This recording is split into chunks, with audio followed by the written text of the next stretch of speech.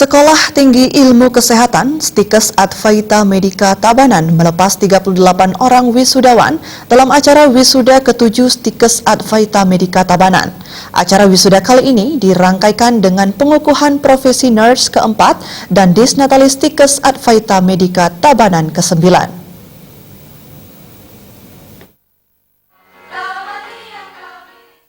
38 orang wisudawan yang dilepas terdiri dari 6 orang diploma 3 kebidanan dan 32 orang profesi nurse.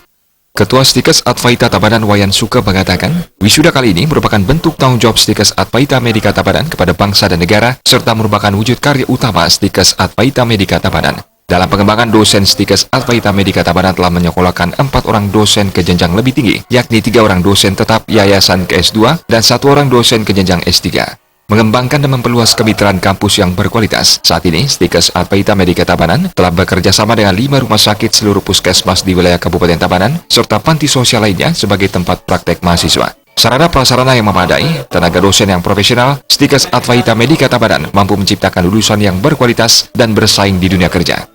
Kualitas lulusan yang baru saja mengikuti tes uji kompetensi untuk tahun ini kita lulus sebesar 60%, bidan 98%. Jadi dari segi kualitas saya rasa tidak terlalu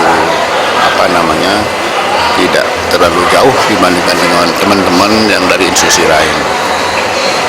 Kemudian juga dari segi pekerjaan mereka juga sudah mulai bekerja di instansi pemerintah, baik rumah sakit maupun di puskesmas, serta juga di pelayanan kesehatan mandiri, di bidang praktek mandiri, juga di klinik-klinik dan juga home care.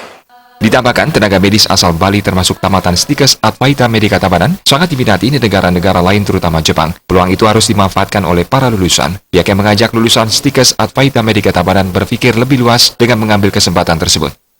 Jadi kita kemarin kedatangan tamu dari Jepang yang membutuhkan tenaga perawatan yang lumayan besar, dan tahun ini kita rencanakan untuk beralih mengajak mereka untuk berpikir yang lebih luas.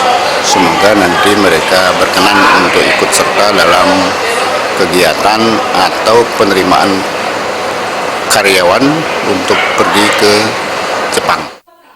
Wisuda kali ini bukan akhir perjuangan mahasiswa, tetapi merupakan awal untuk meniti karir ke depan. Tentunya dunia semakin transparan dan harus mampu bersaing baik secara pengetahuan akademik maupun non-akademik.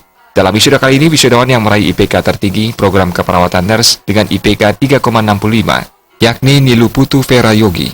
Dan wisudawan IPK tertinggi program D3 kebidanan diraih oleh Niluputu Sri Purnami dengan IPK 3,28. Angga Ratana, Bali TV.